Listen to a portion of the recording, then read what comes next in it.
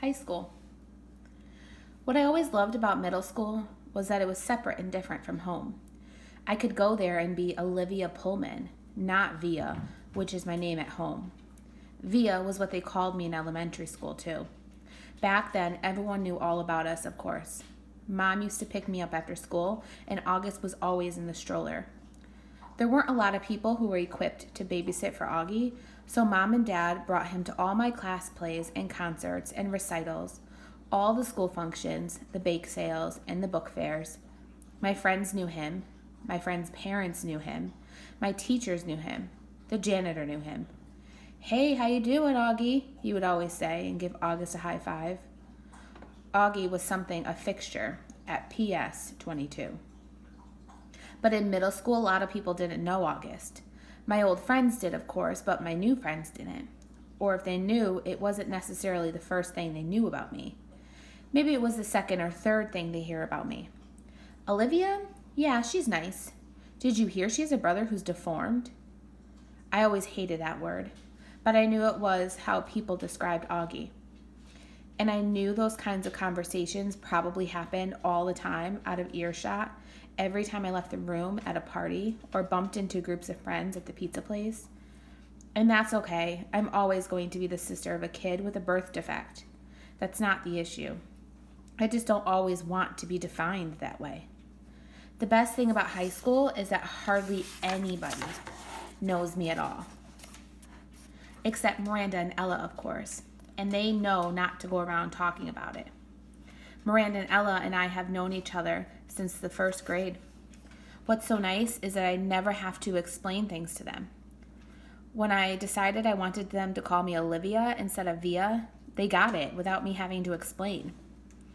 They've known August since he was a little baby. When we were little, our favorite thing to do was play dress up with Augie. Load him with feather boas and big hats and Hannah Montana wigs. He used to love it, of course, and we thought he was adorably cute in his own way. Ella said he reminded her of E.T. She didn't say this to be mean, of course, although maybe it was a little bit mean. The truth is, there's a scene in the movie when Drew Barrymore dresses E.T. in a blonde wig, and that was a ringer for Augie in our Miley Cyrus heyday. Throughout middle school, Miranda, Ella, and I were pretty much our own little group, somewhere between super popular and well-liked. Not brainy, not jocks, not rich, not druggies, not mean, not goody-goody, not huge, not flat. I didn't know if the three of us found each other because we were so alike in so many ways, or that we found each other because we become alike in so many ways. We were so happy when we all got into Faulkner High School. It was such a long shot that all three of us would be accepted, especially when almost no one else from our middle school was. I remember how we screamed into our phones the day we got our acceptance letters. This is why I haven't understood what's been going on with us lately, now that we're actually in high school. It's nothing how I thought it would be. Major Tom. Out of the three of us, Miranda had always been the sweetest to August, hugging him and playing with him long before Ella and I had moved on to playing to something else. Even as we got older, Miranda always made sure to include August in our conversation, ask him how he was doing, talk to him about Avatar or Star Wars or Bone or something else she knew he liked. It was Miranda who had given Augie the astronaut helmet he wore practically every day of the year when he was 5 or 6. She would call him Major Tom, and they would sing Space Oddity by David Bowie together. It was their little thing. They knew all the words and would blast it on the iPod and sing the song out loud. Since Miranda has always been really good about calling us as soon as she got home from summer camp, I was a little surprised when I didn't hear from her. I even texted her, and she didn't reply. I figured maybe she had ended up staying at the camp longer, now that she was a counselor. Maybe she met a cute guy. Then I realized from her Facebook wall that she'd actually been back home for a full 2 weeks, so I sent her an IM and we chatted online a bit, but she didn't give me a reason for not calling, which I thought was bizarre. Miranda had always been a little flaky, so I figured that's all it was. We made plans to meet downtown, but then I had to cancel because we were driving out to visit Tata and Papa for a weekend. So I ended up not seeing either Miranda or Ella until the first day of school. And I have to admit, I was shocked. Miranda looked so different. Her hair was cut in this super cute bob that she dyed bright pink, of all things, and she was wearing a striped tube top that, A, seemed way inappropriate for school, and B, was totally not her usual style. Miranda had always been such a prude about clothes, and here she was all pink-haired and tube-topped. But it wasn't just the way she looked that was different. She was acting differently, too. I can't say she wasn't nice because she was, but she seemed kind of distant, like I was a casual friend. It was the weirdest thing in the world. At lunch, the three of us sat together like we used to, but the dynamics had shifted. It was obvious to me that Ella and Miranda had gotten together a few times during the summer without me, though they never actually said that. I pretended not to be all upset while we talked, though. I could feel my face getting hot, my smile being fake. Although Ella wasn't as over the top as Miranda, I noticed a change in her usual style, too. It's like they had talked to each other beforehand about redoing their image at a new school, but hadn't bothered to clue me in. I admit, I'd always thought I was above this kind of typical teenage pettiness, but I felt a lump in my throat throughout lunch. My voice quivered as I said, "See you later," when the bell rang. After school. "I hear we're driving you home today." It was Miranda in 8th period. She had just sat down at the desk right behind me. I had forgotten that Mom had called Miranda's mother the night before to ask if she could drive me home from school. "You don't have to," I answered instinctively, casually. "My mom can pick me up." I thought she had to pick Augie up or something. "It turns out she can pick me up afterward. She just texted me. Not a problem." "Oh, okay. Thanks." It was all a lie on my part, but I couldn't see sitting in a car with the new Miranda. After school, I ducked into a restroom to avoid bumping into Miranda's mother outside. Half an hour later, I walked out of school, ran the 3 blocks to the bus stop, hopped on the M86 to Central Park West, and took the subway home. "Hey there, sweetie," Mom said the moment I stepped through the front door. "How was your first day? I was starting to wonder where you guys were." "We stopped for pizza." Incredible how easily a lie can slip through your lips. "Is Miranda not with you?" She seemed surprised that Miranda wasn't behind me. "She went straight home. We have a lot of homework." "On your first day?" "Yes, on our first day," I yelled, which completely surprised Mom. But before she could say anything, I said, "School was fine. It's really big, though. The kids seem nice."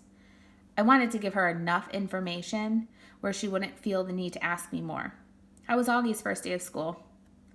Mom hesitated, her eyebrows still high up on her forehead from when I snapped a second earlier.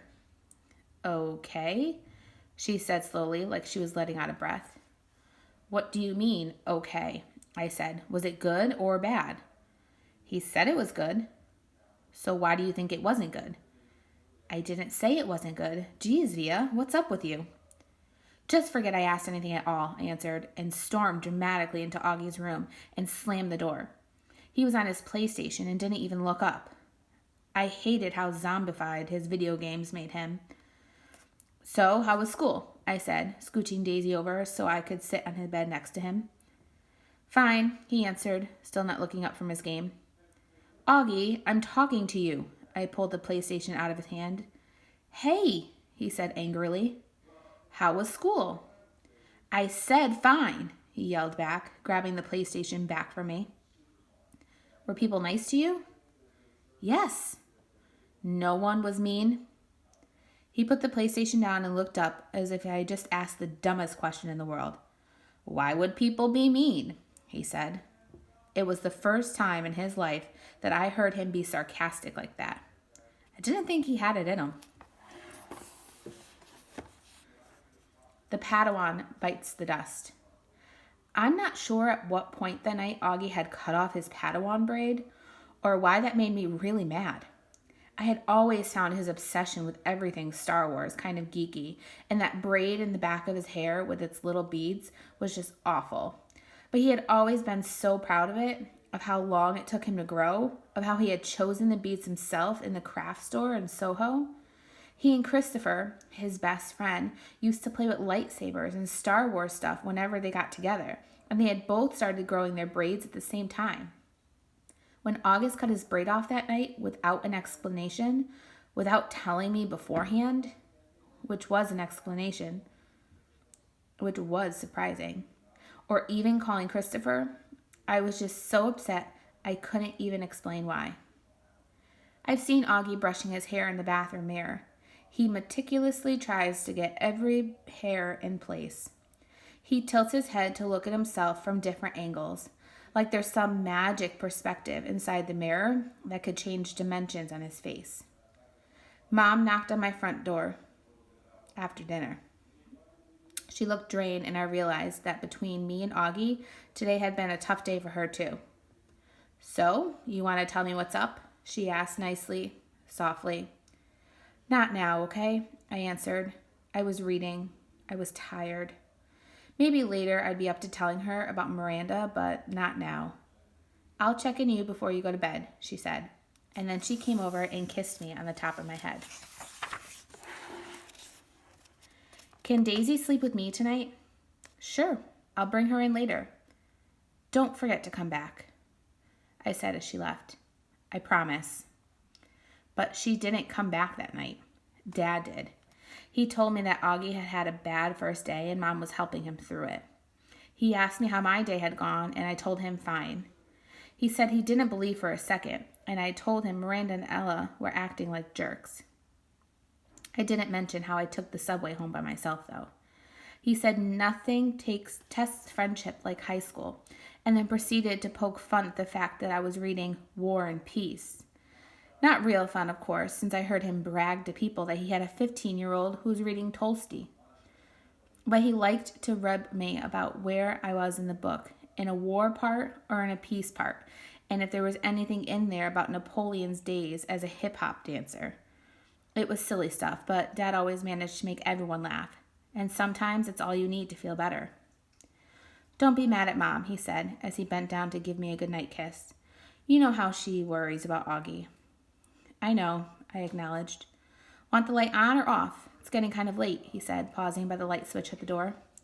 "Can you bring Daisy in first?" 2 seconds later, he came back with Daisy dangling in his arms, and he laid her down next to me on the bed.